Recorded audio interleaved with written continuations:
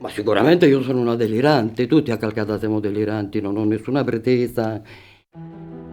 Immaginate un borgo bellissimo, abitato soltanto da artisti. Beh, in realtà non c'è bisogno di immaginarlo, perché esiste davvero ed è in provincia di Viterbo. In questo insieme di antiche case sospese pare convivano pittori, scultori, musicisti, creando un'atmosfera difficile da definire. Per questo trascorreremo qualche giorno a Calcata, nel Borgo degli Artisti, per cercare di comprendere, per quanto possibile, la vera natura di questo luogo. Per farlo è necessario incontrare alcuni abitanti, ma non è così semplice. In genere si dice che gli artisti abbiano caratteri non sempre facili. Allora facciamo 2 passi per il piccolo centro storico. Quasi tutte le porte che vedete intorno a me portano all'interno dello studio di un artista diverso. Neanche il tempo di mettere piede nel borgo e incontriamo la prima abitante. Intanto piacere, Andrea. Ciao, sono Valentina. Valentina, fantastico. La fortuna vuole che Valentina segua i nostri video su YouTube. Per il caso non esiste, quindi quando le cose devono succedere qui è molto facile che accadano. Così, mentre il sole tramonta, si offre in un ruolo molto prezioso. L'ingresso principale è chiuso, ma entriamo direttamente dal retro, che c'è anche il campanellino che è bellissimo all'ingresso. Ci intrufoliamo. Andiamo. Sarà la nostra chiave per entrare direttamente nelle case di alcuni artisti. Possiamo? Grazie. Da qui in poi entreremo in un flusso fuori dal nostro controllo che ci porterà ad incontrare un sacco di persone diverse, quindi tenetevi pronti. Il primo di questi è Enrico Abenavoli, è all'opera su un cielo con vari pianeti mentre entriamo. Siamo molto curiosi di sapere come è arrivato in un luogo come questo. Dunque, sono arrivato 20 anni fa. Io sono architetto, mi sono sempre occupato di centri storici, borghi antichi, eccetera. E Calcata mi sembrava proprio l'ideale. Dopo aver lavorato come architetto a Roma per tanti anni, sente l'esigenza di trasferirsi in un borgo per dedicarsi all'arte. Qui sopra non arrivano le macchine, non si sente mai un rumore di un motore, c'è un silenzio che era quello che cercavo. Qui Enrico ha ricreato il suo mondo, la sua galleria è direttamente collegata al resto della casa, che più che casa in realtà chiamerei museo. Quando ci ricapita di visitare la casa di un artista.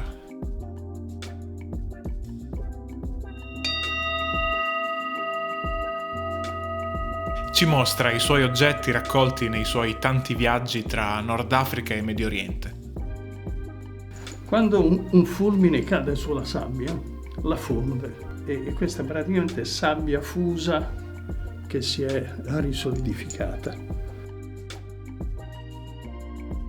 E vivono qui persone assolutamente fuori dal banale. E parlando di abitanti non banali, Valentina ci porta nella grotta di Gabriella, dove crea le sue maschere in cuoio. Io sono qui dall'85, qui a Calcata siamo 90 circa. Su 87 persone residenti che ho contato qualche tempo fa, 58 di noi si muovono tra pittura, scultura, recitazione, canto. Ci sono anche tanti musicisti. Sì. È il mio lavoro il cuoio dal 76. Dietro la scelta qui per l'intervista di indossare 2 maschere, che cosa rappresenta il concetto proprio della maschera per tu che le produci da così tanti anni? Allora, la maschera in realtà in greco significa persona, maschera.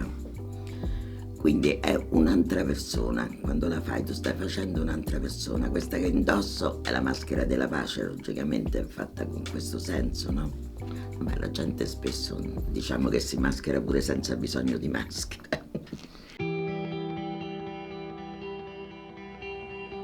È bello pensare che la maggior parte degli abitanti di questo paese abbia a che fare con l'arte. C'è gente di ogni tipo, è un posto talmente eterogeneo che è una ricchezza.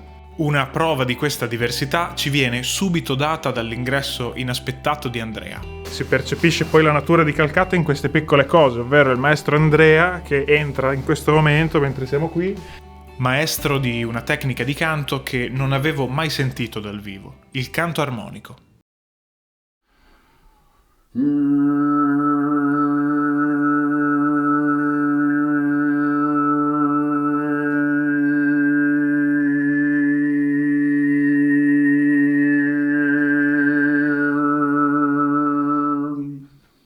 Grazie per questa esperienza. E questi fischi che si sentono vengono dalla posizione della lingua, giusto? Il suono è un'amalgama di frequenze, quindi quella che sentiamo è una frequenza fondamentale, che è il formante si chiama, no? E poi ogni suono ha almeno 16, 32, 64, 128, 256 armoniche. E come sei arrivato all'armonico e chi ti ci ha portato dentro? Che non... Calcata. Insomma, abbiamo capito che a Calcata tutto può succedere, proprio come quando negli anni 70, mentre sembrava destinata all'abbandono, sono arrivati qui i primi artisti.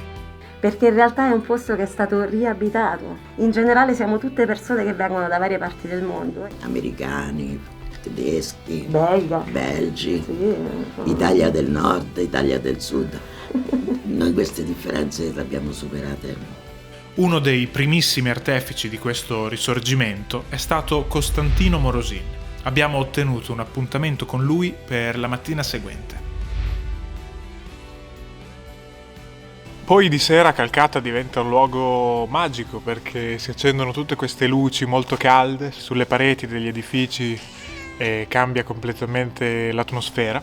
E dopo un'ottima cena si va a dormire. Il giorno dopo sveglia alle 6 per ammirare la magia dell'alba su tutto il borgo.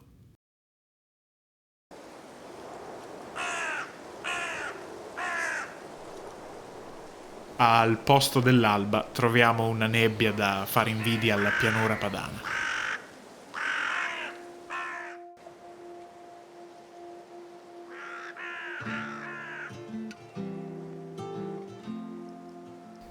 Se è vero che visitare Calcata fuori stagione ti consente di incontrare tutte le persone locali più facilmente e visitarla completamente vuota, allo stesso tempo bisogna accettare ogni possibile meteo. Devo ammettere che Calcata aveva comunque il suo fascino in quella veste e mentre aspettiamo che la nebbia si alzi, incontriamo, come da programmi, Costantino Morosin. Ci puoi raccontare quando sei arrivato a Calcata e perché l'hai scelta? Era nel 78. Nel 78. E cosa c'era qui a Calcata che ti ha attratto? C'era questa possibilità di immaginare un mondo tutto nostro, perché qui se ne erano andati quasi tutti praticamente, lasciando per chi arrivava una sensazione molto positiva.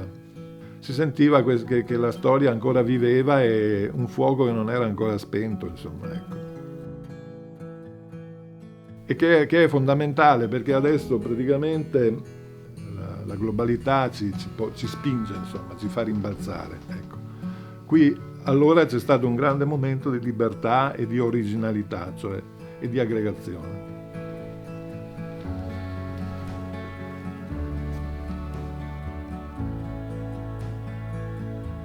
Se provassimo ad immaginare Calcata vecchia senza l'arrivo negli anni 70 di questa ondata artistica, se mai nessun artista si fosse trasferito qui, come sarebbe oggi secondo te? Ma dubito che qualcosa di positivo non sarebbe successo, cioè Calcata si attira alla vita in qualche maniera, non era possibile che sparisse. Usciti dallo studio di Morosin, Calcata era tornata a splendere, la nebbia sparita e il sole illuminava il borgo.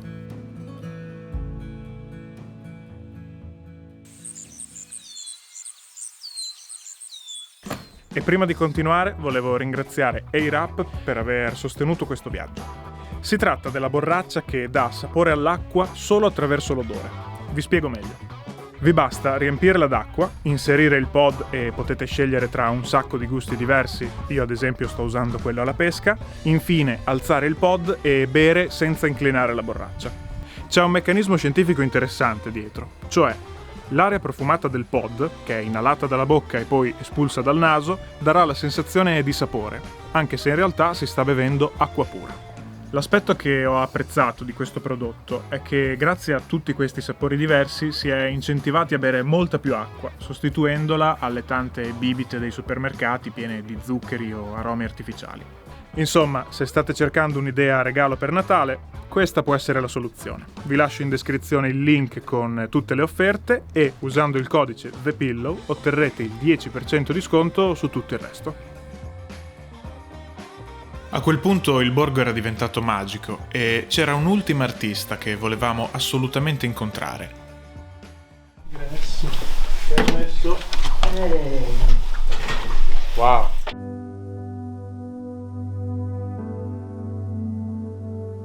Ma io sono arrivata a Calcata in un modo assolutamente magico. Avevo 21 anni, stavo in una situazione difficile e una sera siamo andati giù al mare con 2 cari amici e a un certo punto, in questo buio e silenzio assoluti, sentiamo da lontano una voce che fa: Angela, Angela, Angela. E a un certo punto appare sugli scogli un po' più in alto questa figura tutta vestita di bianco. Angela, oh, sono venuta a prenderti. Era mia cugina che era tornata dall'India, mi era venuta a cercare. E lei dall'India aveva trovato posto a Calcata col suo compagno. Quando sono arrivata a Calcata era il tramonto d'oro e in quel momento diciamo che ho sentito come una memoria molto antica di celebrazioni, fuoco, acqua. Sono venuta a sapere da un etruscologo che questa era un'antica zona di culto delle sacerdotesse. Ok, quindi senti una connessione con quelle sacerdotesse, l'hai sentita? Ma noi siamo tutti quanti debitori alla valle, non siamo noi che proteggiamo la valle, è la valle che si autoprotegge. E noi godiamo della sua protezione, quindi massimo rispetto. E invece parlando dei troni che si vedono subito passando per Calcata nella piazza. Allora, Calcata aveva bisogno di un segno in qualche maniera, cioè che accogliesse subito chi arrivava qui, perché quella piazza lì era anche quella piena di macerie, di cose. E allora quei troni lì in qualche maniera riconducevano subito dal trasandato a qualcosa di superiore, di lontano, di immaginifico, no? E si sentivano per un momento in rapporto con l'universo.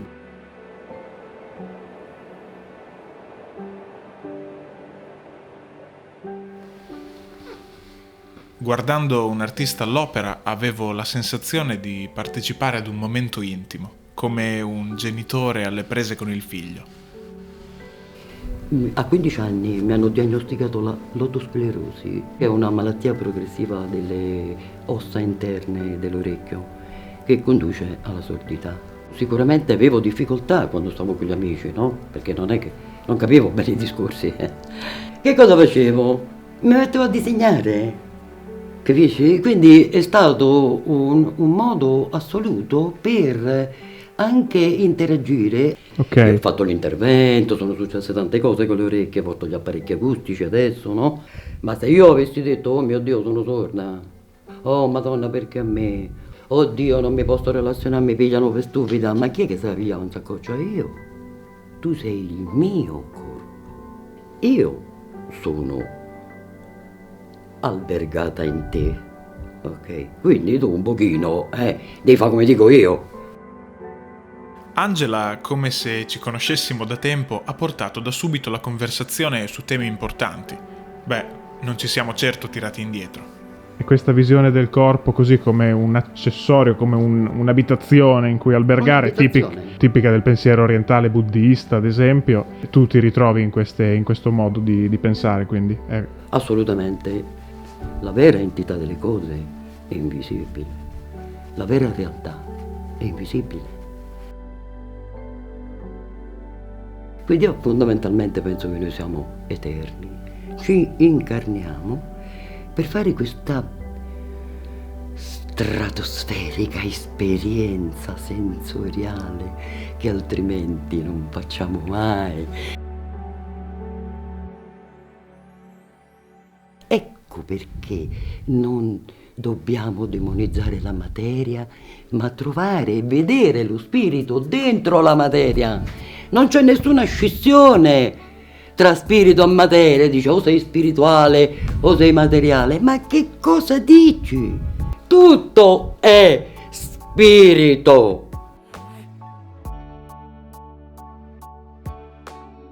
Perché ci sia la coerenza nella composizione è assolutamente necessario che ci sia al tuo interno, perché altrimenti non la puoi materializzare. Quindi per me, che scelgo questo percorso spirituale perché lavoro solo con la visualizzazione, non uso foto, non uso modelli, non uso niente. Quando in tutto il quadro ogni singolo elemento è un momento di verità, allora è quasi finito, non importa se ci sono altre linee.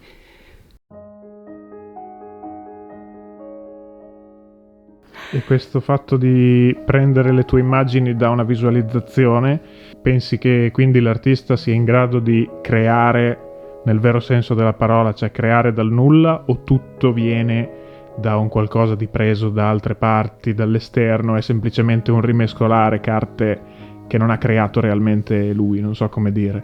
Beh, guarda, questo diciamo è un po' una domanda a trabocchetto, nel senso, per come la vedo io, è assolutamente impossibile scindere il singolo dal collettivo. Cioè è una presunzione pensare di essere qualcosa che vada al di sopra della realtà in cui siamo.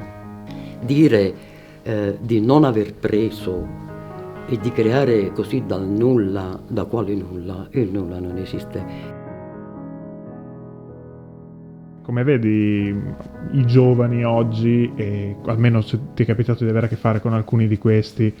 Io ho tantissima fiducia, io ripongo tantissima speranza nei giovani. Questa è l'epoca dei giovani. Noi siamo una generazione oramai invariabilmente di nostalgici, no? A noi dispiace che i bambini non possano più giocare liberamente nelle piazze, perché noi abbiamo giocato liberamente nelle piazze. Chi non ha mai giocato nella piazza, questa nostalgia non ce l'ha. E gli sta benissimo il cellulare, internet, il computer, tutto, perché questo è legato ai suoi ricordi, questa è la sua vita che cresce. Sono i giovani che possono evitare la transumanizzazione.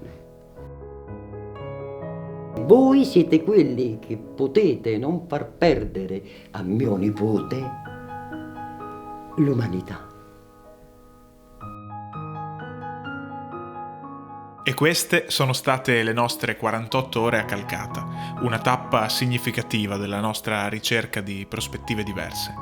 Grazie per aver viaggiato con noi ci rivediamo al prossimo video.